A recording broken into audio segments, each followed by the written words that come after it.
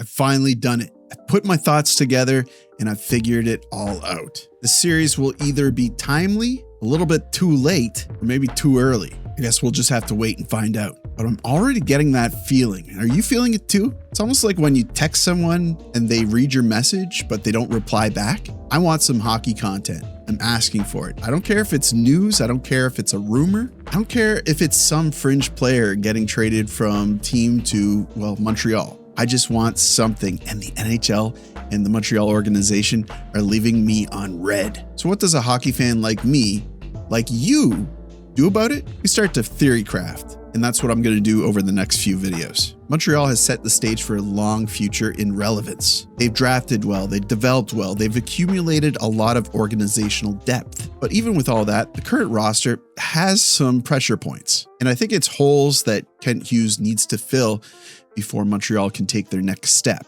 So rather than solve everything in just one video, let's tackle each issue at a time. Priority number 1, fix the second line. More specifically, how do you build a legitimate second line when the thing everyone says you need, a true second line center, is one of the hardest assets to acquire in hockey? Let's talk about it.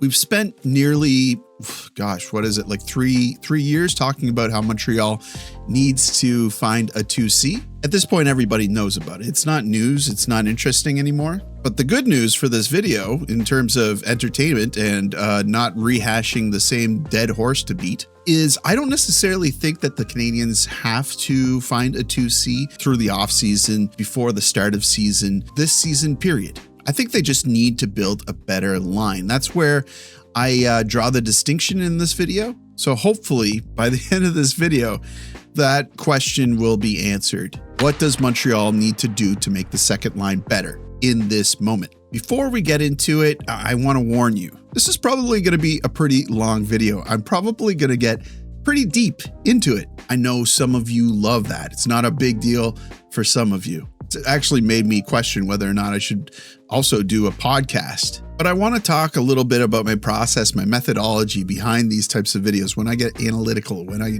do analysis. These are obviously my opinions.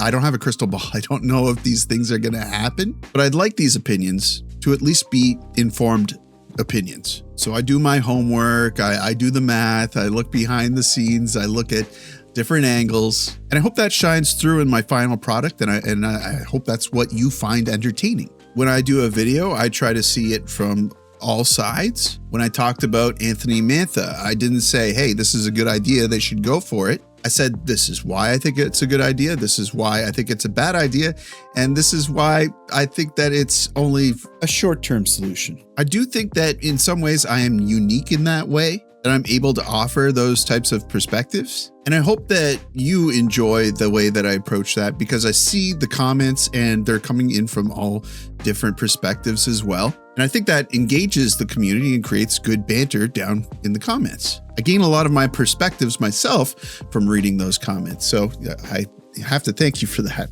Community is growing, by the way. We're well on our way to 27,000 subscribers. If you're not already subscribed, why not hit that subscribe button and follow along? Okay, so improving the second line. First line is good for now. This video is not about the first line. I think the first line can be better, but let's just see how Juraj Slafkovsky evolves his game, because that line could be solid for years and years to come. But looking at line 2, and I'm going to preempt my thoughts even more, so pay attention. Realistically, first of all, we know that Jake Evans, he's a very important role player. He does a lot. He's a Swiss Army knife. He's a great player, and he's signed a beautiful sweetheart deal to stay in Montreal, but he's not a 2C. He took over that role in the playoffs because they needed sound defensive two-way reliability from their forwards. So who is actually the 2C? Although Oliver Kapanen stepped into that role last season,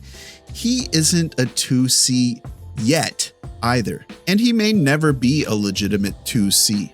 On Montreal, he could maybe find that role somewhere else. Does he fit a 3C or a 4C role on Montreal? Maybe. This season's going to say a lot about Oliver Kapanen if he starts the season with the Montreal Canadiens. If he starts the season with the Montreal Canadiens and he does get a shot at that second line center role, he's really going to need to demonstrate that he's improved his game, because last season it became very apparent that he relied heavily on his teammates to make him shine in that last season. How about Alex Newhook? He showed up big last year in the playoffs. And at the start of the season, he was trending towards 0.71 points per game. That's before he got injured. That's a 58-point pace if he had played 82 games at that pace. That is so almost there. And you know, Demidov, he warmed up as the season went on. I wonder what Newhook could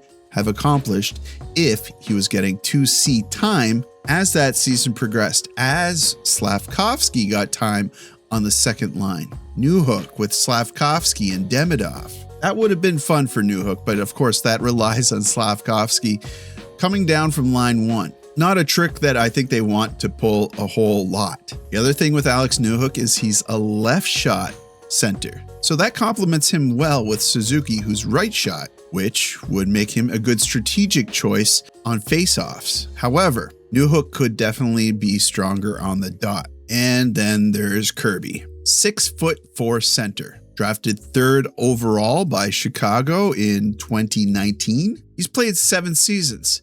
During those 7 seasons, he's amassed 306 games, just a little bit over half the games he's been contracted to play. Injuries galore, broken foot this season, upper body injury too. Last season it was knee surgery, torn ACL, more upper and lower body injuries, wrist injury with Team Canada. A lot of unlucky injuries, but it calls into question his ambition to condition himself. And at this point, looking at his body of work, he does not project to be a 2C in the NHL. He's more like a 3C. He's more like a winger, really. His faceoff percentage is rotten. So with Dach, I mean, I think we've all kind of went through this. Fool me once, shame on you. Fool me twice, shame on me. Fool me 3 times, I'm not going to get fooled again. So he has, unfortunately, he has fooled me quite a few times, but I'm saying no more. Okay, so Jake Evans is not a 2C. Kapanen, not a 2C yet. Kirby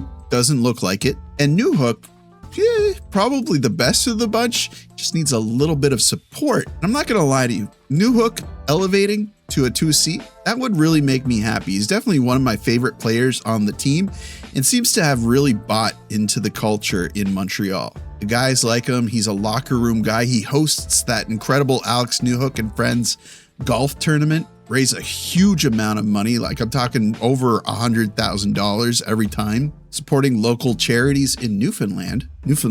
Very likable guy. I think he deserves another opportunity at a second line center role in Montreal. I joked around and said, you know, if you wanted to sell Newhook, you could do it now. And yeah, he'd fetched a good price, but there's no way that Montreal would do something like that. It just isn't in the DNA of the team. But if they were ever to outgrow him, or they thought that they were stunting his career path, they would probably both work together to find him a spot that uses him better. So now that I preempted that, now that I got all that out of the way, what do I think the Canadiens do with the second line? Well, as I said off the top, going out and acquiring a 2C right now is damn near impossible. Because for like the second year in a row, it seems like nearly every team is planting the Stanley Cup seeds for harvest, although it's pretty clear that a number of teams are not fit for the Stanley Cup. I'm saying that a lot of teams should be rebuilding right now. I'm looking at you, New York.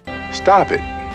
Get some help. Calgary, it's kind of like a hybrid rebuild. Feels like Vancouver is the only one that is all in on a rebuild right now. Either way, finding a 2C is near impossible, but not impossible. The Canadiens could acquire a 2C, but none really fit the bill in my opinion, especially for free agents that are out there. And then looking at potential trades, I guess there's some that could make sense if you narrow your vision and look at the immediate future instead of anticipating what is around the corner. Or you could go the Briere route and offer sheet Adam Fantilli or tender a sign and trade, which seems like it's a lot of risk that Montreal doesn't really have to take. So again, I'm going to put a signpost here.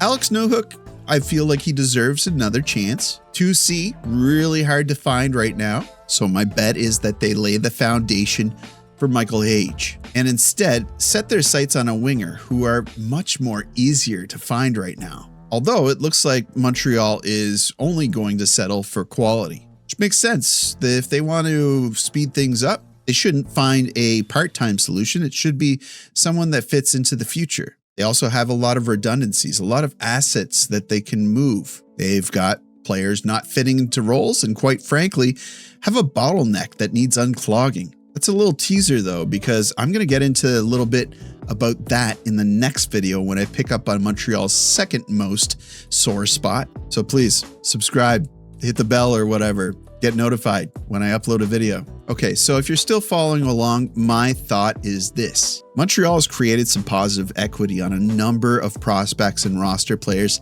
that have either not found a fit or the role that they're looking toward has gotten filled up. I suspect that Oliver Kapanen is one of those roster players that is currently playing musical chairs, and the music might have stopped already. He has incredible value to a young team or a team looking to get younger, but can Hughes find a destination? So it's time now for me to give you the 3 categories about how I think that they can go about this. These choices are going to be what I think could realistically happen, what I consider a really nice solution, and what I hope doesn't happen. Realistically, I hope that the Canadiens trade to acquire help on the second line.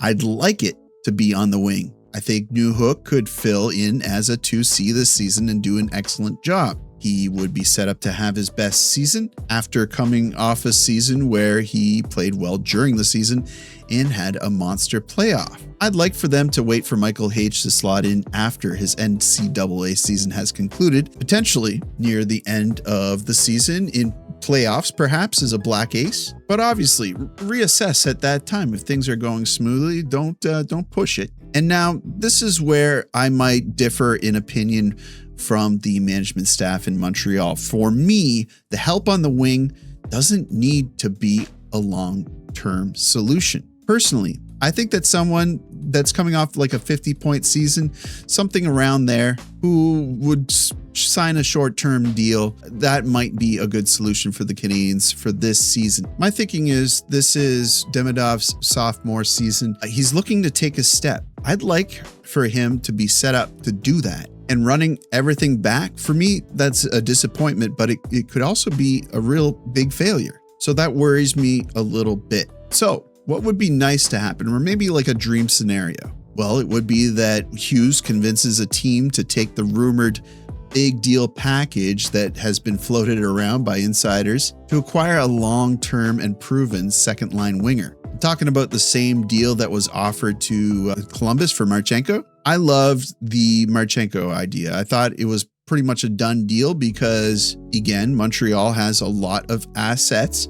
If they wanted him, they should be able to go out and get him. But it really does seem like Don Waddell wants to take one more kick at the can with his Columbus team, even after Marchenko has expressed that he does not want to re-sign in Columbus. Waddell is being stubborn because, let's face it, if Columbus doesn't take the step to the playoffs this season, Waddell's probably done, Werenski probably walks, and it is on to the Fantilli rebuild. So if not Marchenko, who? That's a good question. I think that the deal with Nyes has changed, so I don't think that that's an option anymore. But aside from those two guys, I don't know. Like Cutter Gauthier? Doesn't sound like the Ducks can afford him anymore after that Carlson contract. Unless they get rid of Kreider, Terry, Killorn. Unless they get rid of a whole cast of characters, really. And then there's Jason Robertson, who I think just kind of screws up the cap structure. But is it time to do something like that? I don't know. Robertson is not my favorite option. I'll get that right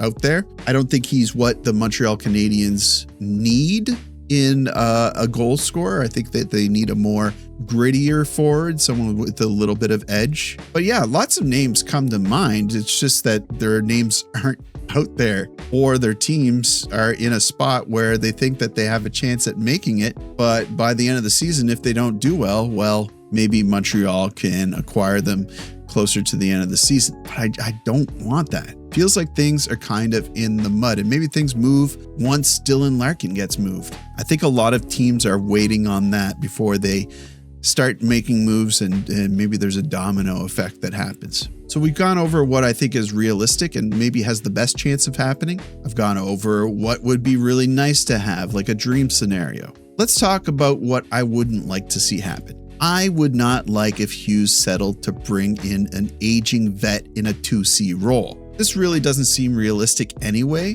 but some are still floating this idea. Montreal has inquired about Kadri. Montreal has inquired about O'Reilly. I don't think that age is like a roadblock for them. It's just, what's the term? I'm hoping though that when they do inquire and they see the price, that it's just them doing their due diligence and finding what's on the market. If it's a digestible 1-year deal, fine. Okay, I get it. But I still don't love it. And I would prefer, obviously, to see it on the wing rather than center. The other thing that I really don't think I'd like to see happen is just nothing at all. Like I said, I think that would set up Ivan Demidov for some amount of pressure, looking to excel in his role after getting his feet wet in his first full NHL season. And at this point, I think if they do end up doing nothing, that has proven to be a misstep. We've already seen teams acquire players that would have been considered an upgrade for Montreal in a second-line winger spot for prices that the Canadiens could have easily swallowed. So, ultimately,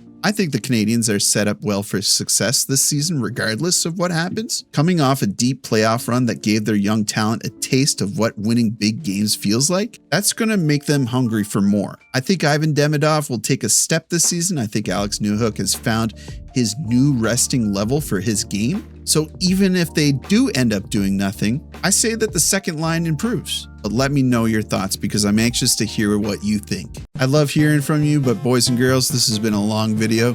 So I'll talk to you in the comments and you guys know what to do. Like the video, helps me out with search results, I think.